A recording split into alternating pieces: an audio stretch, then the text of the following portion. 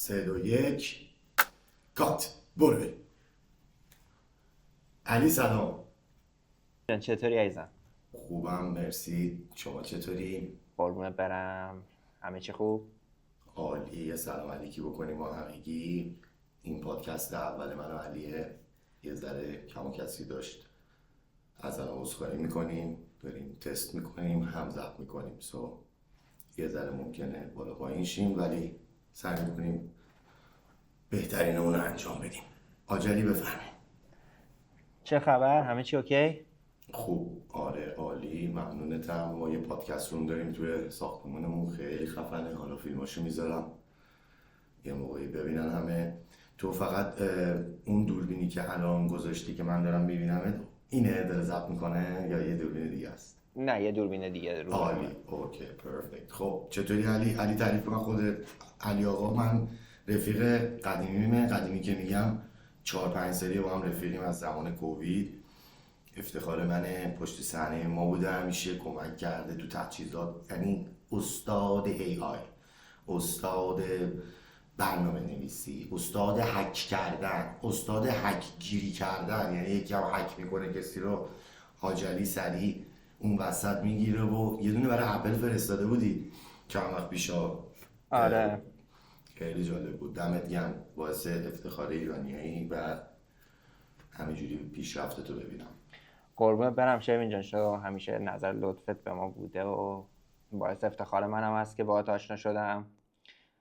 خیلی چیزا ازت یاد گرفتم، از طریقت با خیلی آدما آشنا شدم. باعث افتخارمه دیگه. دمت هم گرم. خدا رو شکر. خب هندونه ها رو گذاشتیم، حالا میریم روی پادکست ما. اصلا این برنامه، این پادکست یه ذره توضیح بده علی داشت شما اول.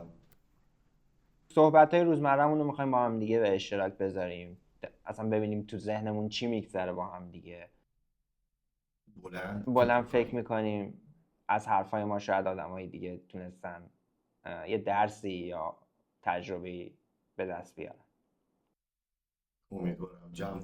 این حرفای ما خیلی به درد 20 تا 40 میخوره، یعنی سنی که کاور میکنه 20 تا 40. داشلی 20 تا 30 رو کاور میکنه، داشلی 30 تا 40 و 40 و بعدم که با خداست. خب بگو ببینیم چه خبری، چه میکنی؟ من مشغول درس و کار و روزمره. شما چی؟ دمت گرم. منم مشغول کار و همون شب مره، به جای روزمره ما شب مره. اصلا کلا وقتی آدم مهاجرت میکنه شب و روز دیگه نداره. آره واقعا خوبه اتفاقا. همین که شب و روز نداری و همش آدم کار میکنه و فکر آینده است و اینا، دیگه از این بهتر چی میخوای؟ بعد همین باشه. خیلی کار ندارن، خیلی الان بیکارن، خونه دارن اذیت میشن، دنبال کار میگردن، کار فیوریتشون رو پیدا نمیکنن، کاری که علاقه دارن، کاری که حرفشونه، خیلی ها پیدا نمیکنن، خیلی سخت پیدا میشه. الان این روزا اکانومی دنیا خرابه.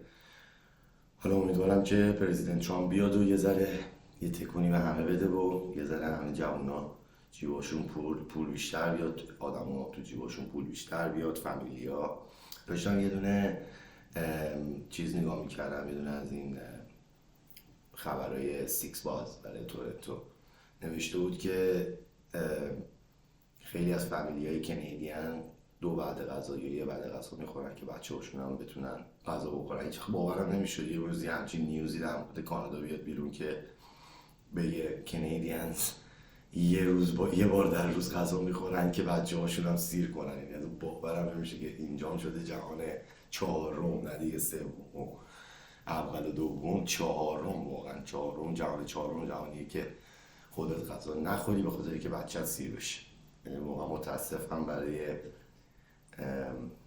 این سیستم کشورداری و این سیستمی که این کنیدین ها رو انداختن ایرانی ها، که دیگه تو ایران بدتر. یعنی نه دولت ایران منظورمه، سیاسی هم نمیخوام بکنم، ولی میخوام بگم که کانادا هم همچین زیاد چنگی به دل الان این روزا نمیزنه. یعنی اقتصاد همه جای دنیا خراب داره. آش دهنسوزی دیگه نیستش به نظر من. آره منم باید موافقم. اونایی که هوس مهاجرت کردن یا برنامه مهاجرت دارن خیلی تحقیق کنن. من نمیگم کجا مهاجرت کنن، چون من در پوزیشن نیستم که اصلا به کسی بگم چیکار بکنه یا نکنه، ولی فقط میخوام بگم که تحقیق بیشتر بکنید به اون کشوری که میخواید برید، سختی بکشید، حداقل سختی رو توی کشوری بکشید که ارزشش رو داشته باشه در سالهای آینده، چه برای بچه‌هاتون چه برای آینده خودتون. وقت رو تلف نکنید دیگه، چون دیگه الان با وجود اینترنت و گوگل و چت جی پی تی و هزار تا استوری های تیک تاک و ادوایزهای آدم های مختلف، کسی که تو شهر و کشورهای مختلف دارن زندگی میکنن، فکر نمی‌کنم زیاد سخت باشه بدونی کجا آینده زندگیت بهتر ممکنه تامین بشه و بهتر باشه برات. خب داشالی تعریف کن ببینیم این برنامه پادکستمون رو میخوای چیکار کنی، کجا ببریم، از کجا داریم شروع میکنیم، به کجا باید تموم کنیم. البته هیچ وقت که تموم نمیشه، حرف همیشه برای گفتن زیاده. آره میتونیم سالها این رکوردینگ رو بریم و پوز جو رو بزنیم.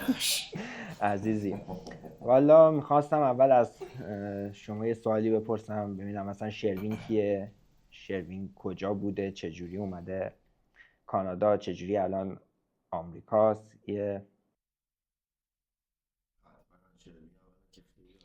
دقیقا. علی داداش من 16 سالم که بود، 14 سالم که بود، 14-15 که بودم تصمیم گرفتم که از ایران برم خودم. حتی مادر پدرم خیلی مشتاق بودن به این چیزی، نبود که مخالفت کنن، اینا خیلی دوست داشتن که من از ایران. اون تصمیم از کجا اومدش تو ذهنت؟ توی پسر 16 ساله چجوری میتونه یه تصمیم بگیری که از ایران بره؟ اون تصمیم از کجا نشد؟ آره سوال باحالی کردی، اتفاقا سوال خیلی جالبی بود. ببین اون زمان من، حالا خب ایران به مراتب از لحاظ اقتصادیش بهتر بود، ولی از لحاظ فرهنگی و اجتماعی خیلی وحشتناک بود، به دلیل اینکه خیلی اتفاقات بگیر رو به جانب کوب و الکی جوونا رو اذیت کن و ماهواره ها رو علو سقف و پشت اون پرت میکردن پایین و پای دخترها رو تو سوسک میکردن اگه شلوارشون کوتاه بود و نمیدونم داستانهایی، مثلا با تیغ اینجا تو میزدن که بهت نشون بدن موهات باید کوتاه باشه فلان باشه.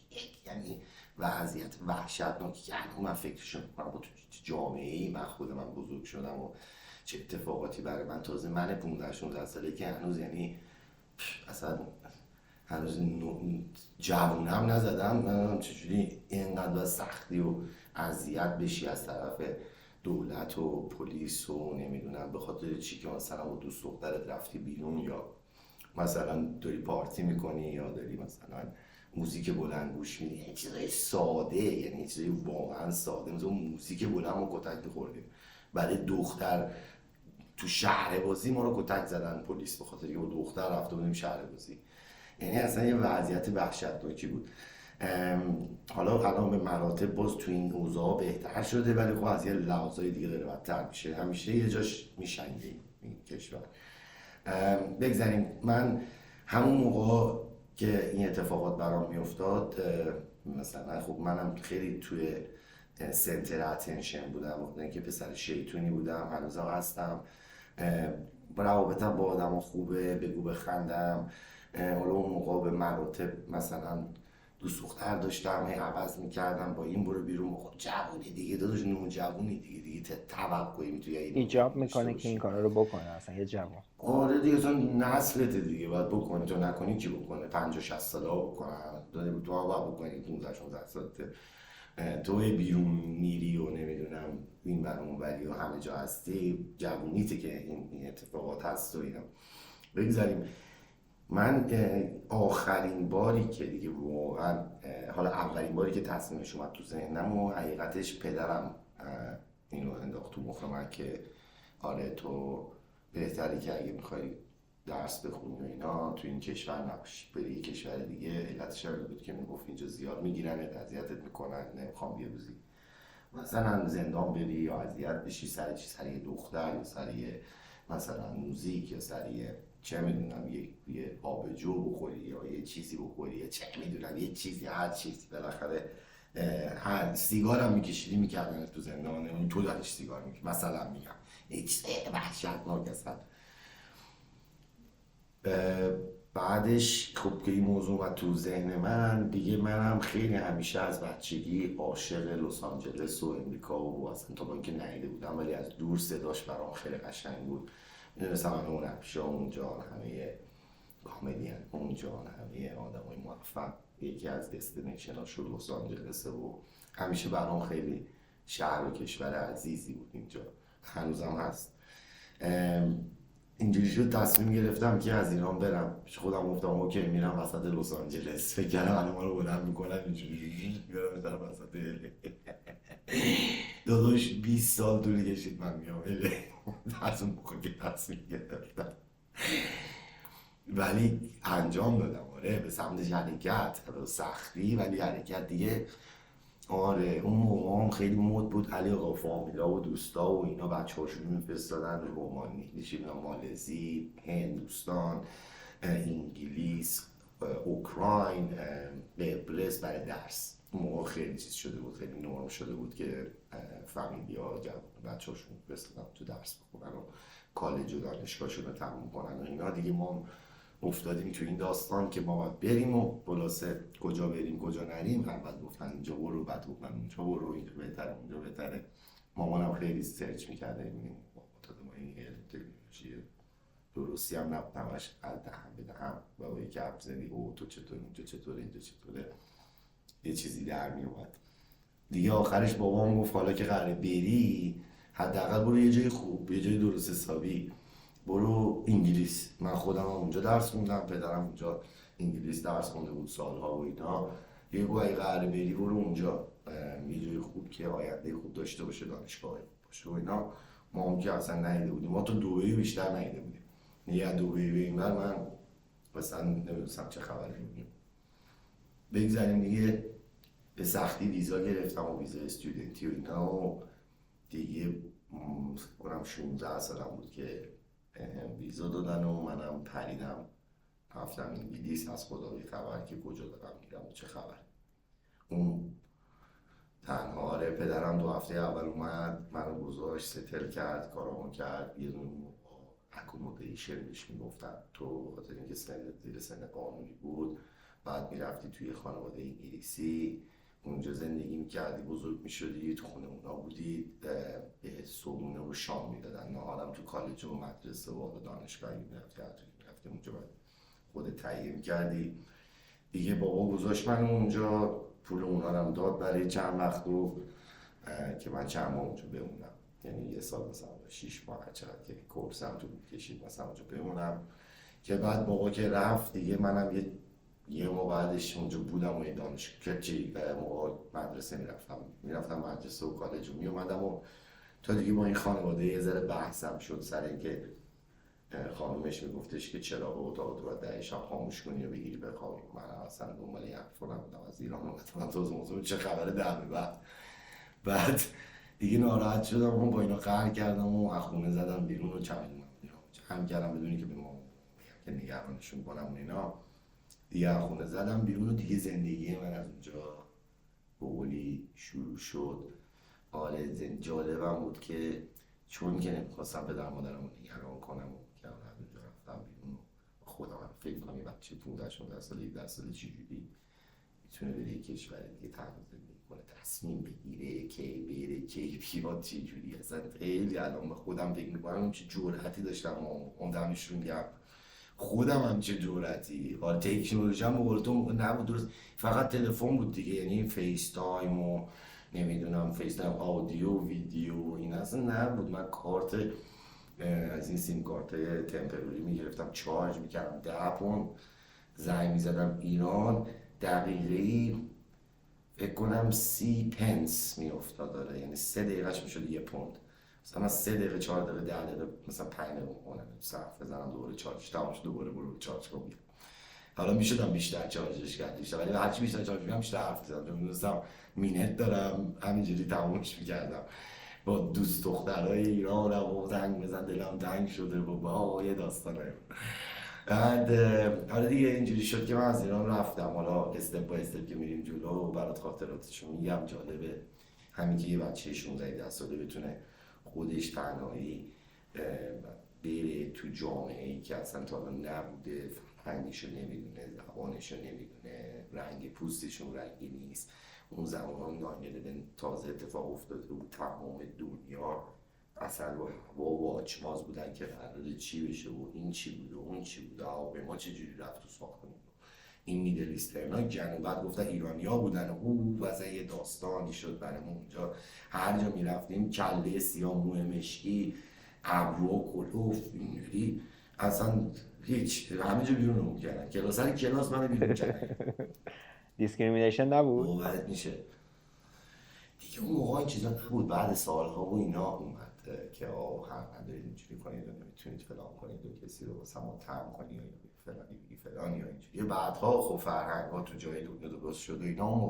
اون موقعش هم به خاطر اتفاق وحشتناکی که افتاده بود واقعا انگلیس تو این یه تیکه فرهنگش رو دست داده بود، چون خیلی سفید پوستن و خیلی انگلیسی ها خیلی به ریسیست ترن از کشورهای دیگه تقریبا نسبتا. بعد از ایران، البته بعد از ایرانی ها تا اولین ایرانی هم تو ریسیزم و اینا. یعنی به خدا یعنی خود ما دیگه غریبه که نمیگیم خودمون داریم سامزه تاپ لول هم. بعد اونا اینا واقعا انگلیسی ها خیلی ریسیزم بودن. حالا الان بهتر شدن بس که اروپایی ها رفتن، عرب ها رفتن، میدلیسترن ها رفتن، همه رفتن دیگه اوکی شدن. الان بگیم کنم شهرهای بزرگش خوبه، حالا شهرهای کوچیک بری باز یه ذره داد هنوز انگلیسی خیلی انگلیسی هستن که اصلا خوششون نمیاد.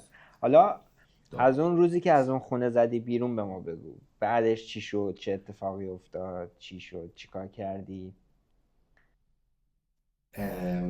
آره اون شب زدم بیرون ساعتای 10:11 بود دیگه. 12 بود من تا چمدونمو جمع کردم و هر کردم لباس و فلان اینا رو میگم جمع کردم. اتاق من علی آقا یه تخته یه خوابه داشت، 1 متر از این ورش اضافه داشت که یه کمد بود تا 2 متر دروغ نگم، شاید 1 متر و 2 متر اضافه داشت. یه کمد بود و یه میز تحریر درس، میز دسکی بود که باید روش درس بود. اینا خیلی کوچیک بود، یه پنجره کوچیک. این اتاق واقعا مثل سلول بود دیگه. جمع کردم و زدم بیرون. شب اول که رفتم توی یه موتل به تاکسی گفتم منو ببر پیکادلی، فقط اونجا رو بلد بودم. پیکادلی هم گیرون، مثلا فکر کنم مثلا بگی منو ببر یورکویل، فکر کنم اول اومدی من ببرن یورکویل، تو یورکویل با هتل بگیری چقدر پیاده میشی. این چیما رو بردن ببرم، گفتم ببر اونجا، فقط پیکادلی رو بلد بودم. کجا پیکادلی؟ مثل ریچموند هیل اینجا، منو ببر ریچموند هیل. آره ولی خب پیکادلی جای هپنینگ لندن دیگه، گرون و شلوغ و کلابا و بارا و برای من سیف بود اونجا چون شلوغ بود. مونا میرم لای جمعیت جای خلوت و اینا سخت بود. یه ذره نورت آف لندن هم زندگی میکردم، نورت آف لندن. خلاصه دیگه رسیدیم اونجا و رفتم این هتل پیدا کردم. شبی فکر کنم بود 40 پوند یا 30 پوند اگه اشتباه نکنم، یک همچین چیزایی بود. منم بابا برام یه 4000 پوند گذاشته بود. بعد رفت ایران مثلا پیشت باشه بود دیگه. منم رفتم یه اتاق گرفتم و همونجا چمدونم گذاشتم و رفتم پایین. یه پاپ بهش میگن، بارای پاپ بود که میرم زیر زمین بزرگ یه جای موقع مثلا یه لوکیشن های بزرگ، میزهای بیلیارد و پول و اینا داشت که من استاد بیلیارد بودم، هنوزم خوبه بیلیاردم دیگه. رفتم اونجا شروع کردم بازی کردن و یواش یواش دیگه آشنا شدم با اونا و اینا. شرطی بازی میکردن 2 پوندی، مثلا 20 نفر جمع میشدن، 15 نفر جمع میشدن، نفری 2 پوند میشد 30-40 پوند. یعنی قشنگ من اینا رو میبردم، شب هتلم در اومده بود، هزینه اون هتل در اومده بود. خلاصه دیگه 2-3 شب اول یه ذره سخت بود تا بشناسم و چجوری اینا دیگه. از شب 4 و 5 دیگه شروع میکردم بردن. خلاصه یه 2-3 هفته من هر شب تو همون با پاپ میرفتم. اشتباه میکردم که همون پاپایی میرفتم اینا رو میبردم دیگه. هفته دوم سوم دعوا شد، منو کتک زدن، فهمیدن که من فهمیدن من بازی کنم و میام اینا رو جیباشون رو خالی. من کی بگی خالی کنم 2 پوند دیگه من چه باید میبری. خب جمع میشد 30 پوند 40 پوند یهو میشد دیگه. یه هفته بازی کردم و فهمیدن دستم خوندن و بیرونم کردن و چوب زدنم و پرتم کردن بیرون. دیگه شروع کردم پاپای مختلف رفتن، هر شبی یه پاپ میرفتم بازی میکردم، پیدا میکردم کیا شرطی بازی میکنم. من رفتم 2 پوند میذاشتم، اینجوری نبود که بگی آقا شرطیه، نه، خودت میرفتی بغل میز 2 پوند میذاشتی بغل میز، یعنی که منم بازیم. بعد راندت که میافتاد میرفتی تو بازی. خیلی جالب بود دیگه. یه فکر کنم 2-3 ماه اینجوری درآمد داشتم، هم بازی میکردم هم میباختم، هم شبایی چی ببرم، ولی خب درآمدم شده بود از اون. مدرسه هم میرفتم روزا یه چند ساعتی، بعد می اومدم به عشق این که سریع بپرم تو پاپه و وایسم یه 2 تا شعار بزنم و اینا رو ببرم. مثلا 20 تا بازی میکردم یه شب، 10-15 تا بازی میشد، روز 2-3 ساعت طول میکشید. خیلی باحال بود. آره دیگه اونجا شروع شد و تو یکی از همین پاپا که بودم، یکی از دوستام یه دوستی رو به معرفی کرد که اونم هم سن و سال من بود، 1-2 سال من بزرگتر بود، اونم از ایران اومده بود و دبی اومده انگلیس، اونم درس بخونه بود دیگه. با هم رفیق شدیم و اسمش حمید بود دیگه. خیلی صمیمیم هنوزم بعد 20 خورده سال. خیلی مشتی بود حمید، خیلی به سر بود. اگه این پادکست من ببینه جیگرتو برم، خیلی دوستت دارم، خیلی با هم حال کردیم، خیلی به حال دادی. اون وضعش خیلی خوب بود. پدرش صاحب شکلات فرمند بود، نمیدونم میشناسی شکلات فرمند، یکی از خفن ترین شکلات‌های به نظرم آسیاست. الان ایران که هیچ آسیاست، خیلی خوشمزه است شکلاتشون، حرف ندارن. پدرش اصلا از لحاظ کوالیتی، برادرش خودش خیلی خانواده درست و پاکیان و خیلی خانواده که به این چیزا اهمیت میدن همشون، مخصوصا پدر عزیزش آقای شامجانی. خلاصه دیگه با اون آشنا شدم و حمیدم زیر پروبال منو گرفت و دیگه همسن بودیم و منو برد خونه‌ش و اونم حالا خونه‌ش که میگم، حالا مثلا اون خونه‌ش پذیرایی یه هاوس رو گرفته ما اتاق پذیر. علی اون موقع خونه ها رو هنوزم همینجوری کانادا هم همینه. کانادا من اینجا آفرین کانادا من اینجوری شده بعد دیگه مثلا اون 20 سال پیش بود، 22 سال پیش بود. اینا اتاق، هال، آشپزخونه، راهرو همه رو اجاره میدادن. یعنی از در که میومدی تو یکی جلو در خواب بود، سلام علیکم، هلو آواری بود، بعد میرفتی آشپزخونه آب بردی، هلو آواری بود، یکی دم یخچال خوابیده بود، بعد میرفتی تو هال، همه رو همین تو هال افتاده بودیم. اصلا ببین بعد 5 تا اتاق، هر اتاق یه نفر، بعد کلی دستشویی 3 تا کلا همون دستشویی داشت، 8 نفر رفتن توی همون 3 تا هم دستشویی. خیلی داستان جالبی بود. بعد دیگه با هم یه جمعایی با اون بودم و دیگه راه و روش زندگی رو پیدا کردیم یه ذره بود. بعد من خونه گرفتم، باز من یه اتاق گرفتم، حمید اومد پیش من یه چند وقت و بعدم تصمیم گرفتیم که دیدیم لندن خیلی گرونه به استودنت ها، برای استودنت ها که خیلی وحشتناک بود، مثلا شهر گرونی بود، از همیشه الان هم گرونه دیگه. گفتیم آقا بریم ناتینگهم. یه شهری بود، ما اون موقع به ما گفتن که بچه ها یه شهری هست توی انگلیس که رابین هود اونجا بوده. شهر ناتینگهم شهری که رابین هود اونجا بزرگ شده، مثلا داستانش پیش اومده. به ازای هر 10 تا دختر یه پسر هست. اینو به ما گفتن. آقا ما اصلا دو دانشگاهش چیه، شهره کجاست، اون مهم نبود دیگه. رفتیم اون دانشگاه اپلای کردیم، دوتایی اونجا و کالج قبول شد، اپرووال ادمیشنمون اومد و نشستیم توی یه ون اجاره کردیم و جمعیدونا رو ریختیم و گاز به سمت ناتینگهم 2 ساعتی لندن بود. ناتینگهم یه شهریه که شهر بیشتر گیاست. ما اصلا برای همین میگفتن به ازای حتی دختر یه پسر هست، چه اصلا گی بودن، مثل که خود رابین هود هم گی بوده. بعدا ما فهمیدیم. خلاصه هیچی دیگه رفتیم تو اون شهر رو، ولی با اون پولی که ما میدادیم تو لندن همون گذاشتیم با هم با حمید رو هم به ما یه هاوس 3 خوابه دادن، دوپلکس بزرگ تو بهترین جای ناتینگهم. کل پولش میشد اندازه مثلا یه ماهی که ما اتاق میگرفتیم. خلاصه دیگه اونجا خیلی بهمون حال میداد. ما هاوس بزرگ داشتیم، بکیارد و باربیکیو و اینا، دیگه خیلی بهمون خوش گذشت. از اونجا به بعدش دیگه زندگی یه ذره بهتر شد، جا افتادیم، شهر کوچیک‌تر بود، ماشین گرفتیم میرفتیم میومدیم دیگه، یواش یواش با آدم آشنا شدیم، دوستای جدیدی رو پیدا کردیم و اینا که هنوز یه سریاشون دوستامن باورت میشه. یکیشون رو که با خانواده‌اش آوردم کانادا، اینقدر با هم صمیمی بودیم که اونا موو کردن اومدن کانادا و هنوز کانادا. خدمتت بگم که آره ببین داستان زندگی من داستان طولانی، خیلی دوست دارم برات تعریف کنم و برای همه، چون از لابلاش خیلی چیز جالب میشه پیکاپ کرد برای موفق بودن تو زندگی، چون من اشتباه زیاد کردم و دوست دارم مخاطبا اگر گوش میدن جوونن اون حداقل اون اشتباهاتو نکنن، اگر میره دستشون سمت اون اشتباه یا فکرشون یا عکس العمل بدنشون یا ذهن هر چی که میره به سمت اون اشتباه یاد من میفتن بگن او شت اینو نکنید، بذار یه اشتباه دیگه بریم بکنیم، حداقل اینو نکنیم.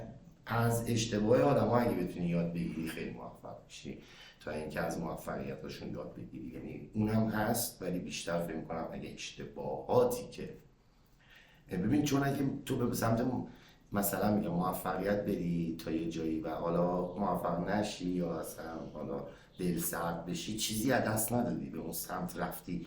ولی اگه اشتباه بکنی علی و اشتباه باعث میشه که بری پایین تر، میدونی تو اگر یه کار خوب میخوای بکنی نکنی، 0 با 0 هیچ اتفاقی نمیفته، اوکی بدون. ولی اگه بری به سمت -1 شدی -1، درسته؟ اشتباه کردی یه دونه رفتی عقب. پس برای همین بچه اشتباه سعی کنید کم بکنید، کارهای خوب رو برید به سمتش، موفقیت، درس، هرچی که پول داری آدم موفق می‌بینی برو به سمت اون راهش، چون وسطش چیزی از دست ندادی اگرم اتفاق نیفته. فقط وقتته که باز تجربه کردی چیزای خوب یاد گرفتی. ولی اگه اشتباه بری سمتش، هم وقتت رفته، همین که تجربه کسب نمی‌کنی جز همون تجربه اشتباه. چه بسا که تجربیات اشتباه کردن هم خیلی تجربیات خوبیه، به در آینده میتونه کمک کنه، ولی کمکی که تو زندگی عقبت هم میندازه. میدونی تو میتونی همون تجربه رو با کارهای بهتر و مسیر بهتر رفتن هم انجام بدی. آره دیگه خدمت بگم که این بود زندگی من توی انگلیس دیگه. ما یه 2.5 سال 3 سالی اونجا بودیم با حمید و یواش یواش تصمیم گرفتیم که دوتایی برگردیم. حالا حمید می‌خواست برگرده دبی به پدرش کمک کنه و تمام تشکیلات پدرش. منم اون موقع اگه یادت باشه یا نمیدونم تو یادت هست یا نه، یاهو مسنجر، تو چون تو کامپیوتر و آیتی هستی بالاخره این چیزهای قدیمی رو آره اون موقع یاهو 98 هم بود. باریکلا آره دقیقا. من خیلی توی یاهو مسنجر اون موقع میچرخیدم، خصوصا مود بود دیگه دست تنها چیز رابطمون همین بود دیگه با آدمای بیرون، حالا غیر از تلفن یا مثلا می‌ذاشتم کلاب هاوس و اینا که اون تازه اومده بود، خیلی باحال بود علی. هزاران بود دیدی، هزاران نفر می‌رفتن تو چت روم با هم حرف می‌زدن و پرایوت چت داشت، میتونستی بری توی رومی و آفرین. آره و من یه دوستی اونجا پیدا کردم که یه دختر خانومه‌ای بود که هم سال خودم هم بود، هنوزم بهش ارادت دارم، دوستش دارم، دوستیم هنوزم، فکر کنم 20 خورده سال با هم رفیقیم و حالا اون موقع ها دوست دخترم شده بود، من با هم رابطه عاشقانه برقرار کرده بودیم دیگه. اون با اسکایپ بود، اسکایپ کردیم که هم دیگه رو ببینیم. بعد دیگه قبل فیسبوک چی اومد علی؟ اسم باحالی داشت، یه پلتفرمی اومد قبل فیسبوک، حالا وسط پادکست یادم بیاد میگم، که بعد فیسبوک اومد جاشو گرفت، مثل فیسبوک بود اونم دیگه. اون تو اون پلتفرم ما با هم رابطه داشتیم، چت میکردیم و تو من مسنجر پرایوت چت و بعد تلفن و بعد دیگه اسکایپ و اینا دیگه. من خیلی وقتی سنتم پایینه زود دلت میره، دلم میرفت و دیگه خیلی عاشق شده بودم و دوست داشتم که با این باشم و اینا دیگه. خلاصه اونم خیلی بهم کمک کرد، اومد لندن یه 2 هفته پیش من بود و خیلی با هم خوب بودیم، خیلی با هم جور بودیم، هنوزم خیلی خوبیم، دوست خیلی خوبم، بهش ارادت دارم. دیگه خیلی کمکم کرد برام، اون تورنتو زندگی میکرد، منم گفتم اوکی منم میام کانادا. اصلا نمی‌دونم کانادا کجاست، من واقعا شاید باور کن چند بار اسم کانادا رو شنیده بودم، باورت نمیشه تورنتو کجاست. خلاصه دیگه رفتم، ادمیشن برام گرفت از کالج سنکا. آره الان هم سنکا هم دقیقاً الان سنگایی سلام برسون به سنگا. از اونجا برام پذیرش گرفت. علی رفتم سفارت کانادا توی انگلیس، مدارکمو دادم حاجی، مدارکمو دادم 3 روز بعد کل به لندن 4 تا جاش بمب گذاری شد، ترکی رفتم. آقا ما رو 2 روز بعد نامه دادن که دیکلاین و ریجکتی و ویزا و خلاصه ما گریه و زاری و دیگه جمع کرده بودم. منم این خوله چلا جمع کردم، ناتینگهم آمده بودم لندن، چمدون بسته آماده، این مثلا ویزای من رو دادن که ما بریم. خلاصه خونه دو تا از دوستای پسرای دوست پدرم بودم که اونا دکتر بودن و سنشون هم خیلی بالاتر بود، مثلا سن سال الان من بودن. بعد اینا دندون پزشکی بودن جفتی و خیلی وضعشون خوب بود و توی محله خیلی خوب های استریت کنزینگتون زندگی میکردن و خونه خفن داشت. من 1,000,000 پوند ارزش خونهش و هم سن من الان بود. خیلی برام عزیز و آدمم دیگه. علی 2-3 ماهی هم خونه اونا بودم تا اون برام نامه زد، به ایمیل زد به رئیس سفارت کانادا تو انگلیس که اصلا برای چی به این ویزا ندادی بدونی که باش مصاحبه کنی، چجوری ریجکت کردی این آدم. دمشون گرم، اونا یه هفته بعد نامه دادن که اوکی بیا مصاحبه ببینیم چی هستی کی هستی. دیگه منم رفتم مصاحبه کردم. علی باورت میشه من 10 دقیقه مصاحبه کردم، اینقدر استرس داشتم، اینقدر عاشق بودم، اینقدر زبانم بد بود، یه ذره خوب 2 سال انگلیس بودم، یعنی اینقدر حالم بد چیز بود، عجیب بود که باور میشه چند ثانیه‌اش یادمه، بقیه‌اش بلنک بودم، مثلا چشام میدید ولی نمیدید، اینقدر که احساساتی بودم که بیام. خلاصه دیگه به من گفتش که برای چیکار بری کانادا؟ گفتم که اینجا هواش خیلی بده، خیلی بارون میاد. گفت سرده؟ گفتم آره سرده. ابریه؟ گفتم آره ابری. گفت کانادا میدونی چند درجه؟ سلام. نه. گفت اینجا چند درجه است؟ گفتم مثلا اون موقع بود مثلا 10. گفت الان کانادا -10. داداش کجا داری میری؟ چی میگه هوا خوبه فلانه؟ هیچی. من خراب کردم. چه ریزن غلطی من به این آدم گفتم. مثلا به هوا آدم میره جایی مثلا به خاطر هوا تو این کشور این کشور دیگه داداش. بعد خلاصه یه آدم افتاد که یه وکیلی داشتم، دوستی داشتم، یه وکیل بود من کار کرده بود قبلش، یه ذره تمرین کرده بود. گفت آقا اگه سوال کردن حالا هوا رو دوست داری بگی بگو ولی اینم بگو. مثلا گفتش که بهترین دلیلش اینه که اول میری درس تو بخونی تمام کنی برگردی. یه واقعا هم برنامه من که 3 سال درس هم بخونم برگردم به پدرم کمک کنم و پول از ایران برات میاد و پول به پاونده و تبدیلش به دلار، به تومن خیلی زیادتر میشه تا دلار کانادایی، which was making absolutely sense. So وقتی این دلیل رو گفتم اون که با مصاحبه میکرد خیلی حال کرد، اینجوری کرد زد میز گفت you got the visa. هیچی من گفت برو یه نیم ساعت دیگه بیا پاسپورت تو بگیر. رفتم نشستم پشت در سفارت ویزا، خوشحالی یه دنگ بزن به مامانم. بابا من رفتم. کجا؟ کانادا. عرب. بابام خیلی کمک کرد، دمش گرم. خیلی پدر مادر خیلی مهمه ساپورت کنن علی. حتی اگر بدونن داری اشتباه میکنی ساپورتت کنن و بهت بگن که کجا رو داری اشتباه میکنی، خیلی با ارزشه.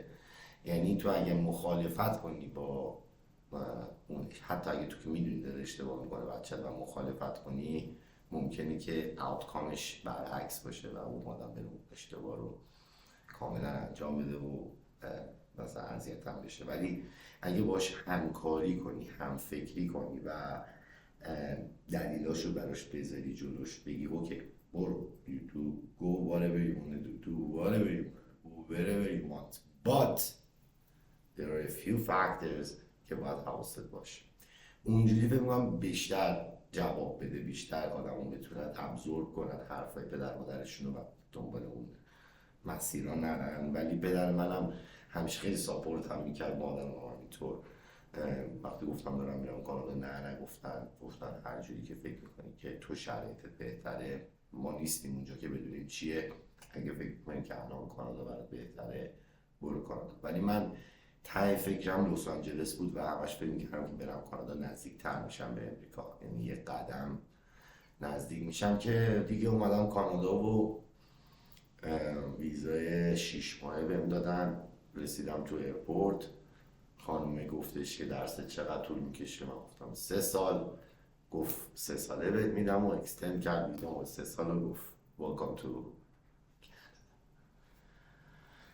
دیگه اومدم کانادا و دیگه یه زندگی دیگه شروع شد از اونجا و دیگه اتفاقات جدید ولی دیگه گیرم انداخت کانادا، چون واقعا وقتی توی کشوری دیگه شروع میکنی به کار کردن و زندگی درست کردن خیلی باز دوباره سخت میشه که بتونی مهاجرت کنی. در واقع علی یه مهاجرت به انگلیس، یه مهاجرت به کانادا، یه مهاجرت به امریکا، 3 کشور مهم دنیا رو من زندگی کردم، مهاجرت کردم، تمام سختیاشو کشیدم. اول مهاجرت که دیدی چند تا صف وای میستی، حالا همه چی آنلاین شده، اون موقع تو صف فلان صف همه چی صف. ببین از درایوینگ لایسنس علی بعد یه دور بگیری، هلت کارت، پلیس ریپورت، سین نامبر، سوشیال سکیوریتی، سین آفرین، کارت، بانک، همه اینا رو دوباره باید بری تو صف. اومدم کانادا دوباره تو صف. اومدم امریکا دیگه، یعنی امریکا اومدم سنم هم بالاتر بودم، وای بابا دوباره ته صف. واجب یعنی اصلا این صفاش دهن منو سرویس کرد توی مهاجرت. ولی بقیهش خب خیلی تجربه بهم داد. الانم خوشحالم که رسیدم بالاخره به شهری که همیشه فیوریت هم بوده از زمان بچگی. شاید باور نشه 8-9 سالگی من عاشق لس آنجلس و کالیفرنیا بودم. الانم لس آنجلس زندگی نمی‌کنم، باید اومدم ایرواین. ولی خب ایرواین مادیفای الیه، خلوت‌تر، تمیز، آدمای بهتر و آب و هوای خیلی خوب، خیلی تمیز. الی یه ذره مثل تهران آلوده و شلوغ و خیلی تو همه. ولی خب میگن همین 40 دقیقه الی فاصله است و انگار که از همون الی هیچ فرقی نمیکنه و دیگه بالاخره رسیدم. مسیر خیلی طولانی بود، خیلی تجربه جمع کردم، خیلی دوست دارم خیلی از تجربه ترانسفر کنم، ولی هم نقطه زیاد حرف بزنم و خاطرات چون بورینگ میشه. برو بریم ادامه بدیم پادکست و بعد یواش یواش دوباره باز جاهایی که بیاد بعد توضیح بدم چه اتفاقاتی افتاده، اتفاقات جالب. درسته، دمت گرم. یه سوالی که تو ذهنم اومد این بود که چه چالنجی داشتی تو انگلیس تو اون سن؟ چی بیشترین چی اذیتت میکرد اونجا؟ سوالا چه باحال شده علی آقا، این سوالا رو از چت جی پی تی می‌مرزی از خودت اومد باری کلا. دمت گرم، باور نمیشه مثلا سوالات تکنیکی و راید آن پوینت باشه. چی اذیتم میکرد؟ ببین کلا مهاجرت اولش اذیت میکنه، از همه شرایطش، از زبان، از همین تو صف وایسادن، از اینکه خیابونا رو نمیشناسی، نمیدونی سیزن بعد هوا چی میشه، نمیدونی این چه میشه، اون کیه، این چیه، چجوری چیکار کنم، چیکار نکنم، رفیقام کجا، ننم کجاست، بابام کجاست، رفیقام کجاست، داداشم کجاست، همین رو بزنه. من مامانم میگم ننم کجاست، بابام خیلی بعدش میگم اون مادر میگم نه من انجا حامیانه صحبت میکنم. من چالنجی که اون زمان داشتم علی همین ریسیزم بود که خیلی اذیتم میکرد. آدم‌ها خیلی ایگنورت میکردن، دخترها خیلی ایگنورت میکردن تا میفهمیدن ایرانی. دیگه به جایی رسیده بود ما کسی رو میدیدیم میگفتیم hello how are you nice to meet you، اون موقع سری میپرسن where are you from. ما دیگه میگفتیم ایتالیا، یه موقعی میگفتیم دبی، اصلا یارو دبی رو نمیشناختن، دبی کجا؟ ایران که میگفتی ایراک میشد، اصلا نمی‌تونن ایران رو بگن. اون موقع انگلیسی ایران نمی‌تونن بگن، ایراک، چون موقع جنگ امریکا و عراق هم بود شروع شد. بعد اون داستان خیلی ایراک رو میشناختن چون تو نیوز و روزنامه و اینا میومد اسمش، خیلی ارادت داشتن انگلیسی ها به عراق و اینا. ولی خب بعدها یواش یواش فهمیدن خب ایرانیه، چشاشون هم جیم شد ایرانیان، یعنی که کونت بار است، ایرانیان هیچ یکی از چالنج‌های خیلی حساسی این بود که خیلی ریسیزم زیاد بود، نمی‌تونستی دوست پیدا کنی، نمی‌تونستی دوست دختر پیدا کنی، نمی‌تونستی معاشرت کنی، هر کسی با معاشرت نمی‌کرد. دیگه چی تو انگلیس اذیتم کرد؟ هواش علی، هواش. ببین ابر اینجاست خیلی پایین ابر، چون جزیره است دیگه، ناکس وسط اقیانوس. یعنی وقتی این اتفاقات میفته که این ابر میاد همش بارون، 23 ساعت 24 ساعت بارونه. اون یه ساعتی هم که بارون نمیاد کف بارون میاد، اون تهای قطرهاش داره میاد، بادش میاد. آره این دوتا موردش، یکی هواش، یکی همین ریسیزم بودن و اینا. آره اوکی. اینش دوست خیلی چجوری نظر. پیدا کردی؟ با آقا حمید چجوری دوست شدی اونجا؟ با همین توی همون از طریق یکی از دوستان که به ما رو معرفی کرد با هم رفیق شدیم. با همین دیگه دوست خاصی نداشتم اونجا، با حمید بودیم همش، یکی دوتا دیگه دوست این هم داشتیم ولی زیاد معاشرت نمی‌کردیم با کسی زیاد، فقط بچهای دانشگاهی موقع میومدن تو خونمون و اینا میرفتن. و بعد یواش یواش توی یکی دوتا خانواده دیگه افتادم که باشون دوست شدم، که هنوزم دوستم اومدن کانادا پیش ما.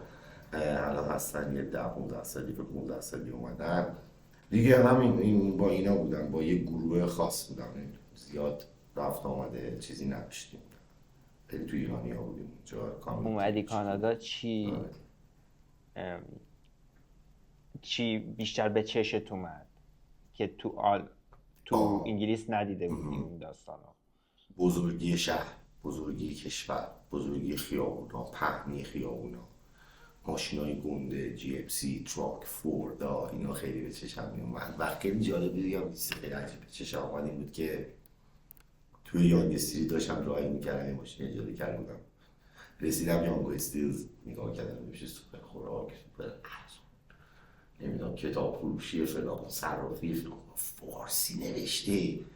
چجوری فارسی وسط کانادا اینو تابلو زدن؟ مگه مشتریاشون خارجی نیستن؟ چرا فارسی؟ بعد واو، تمام مغازه‌هایی که ایرانیان فارسی نوشته است، فرقی نمی‌کنه. اکثر مشتریاشون ایرانی دارن، خیلی جمعیت ایرانی هم زیادتر بود از انگلیس به مراتب، یا که حداقل ما زیاد می‌بینیم. ولی خب خیلی مغازه‌ها جالب بود برام که به چشم اومد یه همه فارسی نوشته. من چیزی برام عجیب بود که چرا تو باید بیا وسط کانادا مغازه بکنی روش بنویسی سوپر ارزان، مثلا سوپر ارزان میشه چی؟ چیپ سوپرمارکت، چیپ مارکت، چیپ شت مارکت، چیپ شت مارکت. آره برام این خیلی برام جالب بود و هوای سردش خیلی برام عجیب بود. خوبیش این بود که برف من دوست داشتم و دوست دارم، اسکی میکنم و اینا، از برف و اینا خیلی لذت میبرم. نژاد پرستی چی؟ همچین چیزی رو دیدی تو کانادا؟ بهتر بود نه اصلا ندیدم، واقعا یک بارم فیس نکردم. بسیار انسان‌های خوبی هستند کانادایی ها، بسیار انسان‌های فهمیده‌ای هستند، خود کنیدین ها اگر تی کانادایی هست داشته باشیم، ولی همون هم که هستن که سفید پوست‌ترن، بسیار بسیار به مراتب آدم‌های down to earth دارین، بهتره understand میکنن نمیکنن، تا خوشون هم اکثر نمیکنن نسبت به انگلیس. آره ایناش برام چیز بود، خیلی خیلی خوب بود دیگه. مشغول درس و کار و داستانا شدم، گیر کرد مثل باطلاق دیدی که میکشتت میبردت تو خودش. فرهنگش عجیبه، جالبه. ولی اگه بگی بین این سه تا کشور، شاید حالا سوال بعدی بخوای بگی بین این سه تا کشور احتمالاً کدومو بیشتر دوست داری؟ حالا حرف من دوست دارم من امریکا رو بیشتر دوست دارم، ولی حالا شاید خیلی اروپا رو بیشتر دوست داشته باشن. استایل اروپایی زندگی کردن خیلی دوتا استایل خیلی متفاوته، یعنی من امریکایی رو بیشتر کانادا هم یه جورایی مثل آمریکاست دیگه، یعنی داره هر کاری که آمریکا میکنه رو کانادا داره یه جورایی فالو میکنه، درسته؟ آره حتما.